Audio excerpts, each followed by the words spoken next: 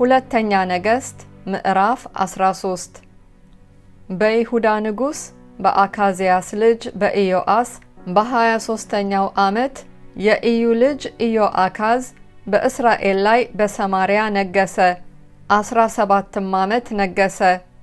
በእግዚአብሔርም ፊት ክፉ ነገር አደረገ። እስራኤልንም ያሳተውን የናባጥን ልጅ የኢዮርብዓምን ኃጢአት ተከተለ፣ ከእርሷም አራቀም። የእግዚአብሔርም ቁጣ በእስራኤል ላይ ነደደ። በዘመኑም ሁሉ በሶርያው ንጉስ በአዛሄል እጅ በአዛሄልም ልጅ በወልደ አዴር እጅ አሳልፎ ይሰጣቸው ነበር። ኢዮአካዝም እግዚአብሔርን ለመነ። እግዚአብሔርም የሶርያ ንጉስ እስራኤልን ያስጨነቀበትን ጭንቀት አይቷልና ሰማው። እግዚአብሔርም ለእስራኤል ታዳጊ ሰጠ፣ ከሶርያውያንም እጅ ዳኑ። የእስራኤልም ልጆች እንደ ቀድሞ ጊዜ በድንኳናቸው ተቀመጡ። ነገር ግን በእርሷ ሄዱ እንጂ እስራኤልን ካሳተው ከኢዮርብዓም ቤት ኃጢአት አልራቁም። ደግሞም የማምለኪያ አጸድ በሰማርያ ቆሞ ቀረ። ለኢዮአካዝም ከ50 ፈረሰኞች ከ10 ሰረገሎች ከ10,000 እግረኞች በቀር ሕዝብ አልቀረለትም።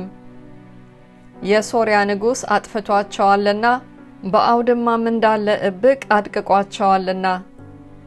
የቀረውም የኢዮአካዝ ነገር ያደረገውም ሁሉ ጭከናውም በእስራኤል ነገስታት ታሪክ መጽሐፍ የተጻፈ አይደለምን?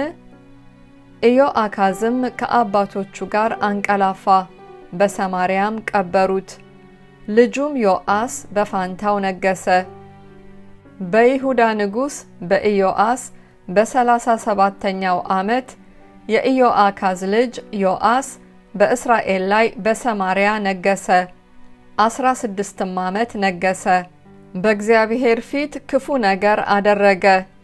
እስራኤልን ባሳተው በናባጥ ልጅ በኢዮርብዓም ኃጢአት ሁሉ ሄደ እንጂ ከእርሷ አራቀም። የቀረውም የዮአስ ነገር ያደረገውም ሁሉ ከይሁዳም ከአሜስያስ ጋር የተዋጋበት ጭከና በእስራኤል ነገስታት ታሪክ መጽሐፍ የተጻፈ አይደለምን? ዮአስም ከአባቶቹ ጋር አንቀላፋ፣ ኢዮርብዓምም በዙፋኑ ላይ ተቀመጠ። ዮአስም በሰማርያ ከእስራኤል ነገስታት ጋር ተቀበረ። ኤልሳም በሚሞትበት በሽታ ታመመ። የእስራኤልም ንጉስ ዮአስ ወደ እርሱ ወርዶ በፊቱ አለቀሰና አባቴ ሆይ፣ አባቴ ሆይ፣ የእስራኤል ሰረገላና ፈረሰኞች አለ። ኤልሳም ቀስትና ፍላጻዎች ውሰድ አለው። ቀስቱንና ፍላጻዎችንም ወሰደ።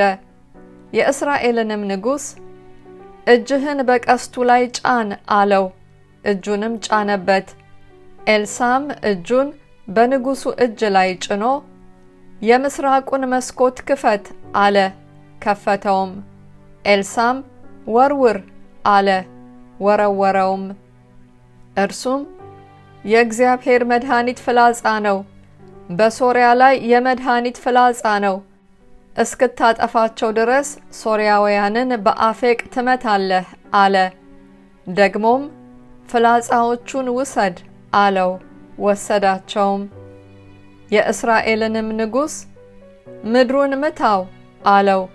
3 ጊዜ መትቶ ቆመ። የእግዚአብሔርም ሰው ተቆጥቶ 5 ወይም 6 ጊዜ መተኸው ኖሮ ሶርያን እስክታጠፋው ድረስ በመታኸው ነበር። አሁን ግን 3 ጊዜ ብቻ ሶርያን ትመታለህ አለ። ኤልሳም ሞተ፣ ቀበሩትም። ከሞዓብም አደጋ ጣዮች በየዓመቱ ወደ አገሩ ይገቡ ነበር። ሰዎችም አንድ ሰው ሲቀብሩ አደጋ ጣዮችን አዩ። ሬሳውንም በኤልሳ መቃብር ጣሉት። የኤልሳንም አጥንት በነካ ጊዜ ሰውየው ድኖ በእግሩ ቆመ። የሶርያም ንጉስ አዛሄል በኢዮአካዝ ዘመን ሁሉ እስራኤልን አስጨነቀ። እግዚአብሔር ግን ራራላቸው፣ ማራቸውም። ከአብርሃምና ከይስሐቅ ከያዕቆብም ጋር ስላደረገውም ቃል ኪዳን እነርሱን ተመለከተ፣ ሊያጠፋቸውም አልወደደም፣ ፈጽሞም ከፊቱ አልጣላቸውም። የሶርያም ንጉሥ አዛሄል ሞተ፣ ልጁም ወልደ አዴር በፋንታው ነገሰ። አዛሄልም ከአባቱ ከኢዮአካዝ እጅ በሰልፍ የወሰዳቸውን ከተሞች የኢዮአካዝ ልጅ ዮአስ ከአዛሄል ልጅ ከወልደ አዴር እጅ ወሰደ። ዮአስም 3 ጊዜ መታው፣ የእስራኤልንም ከተሞች መለሰ።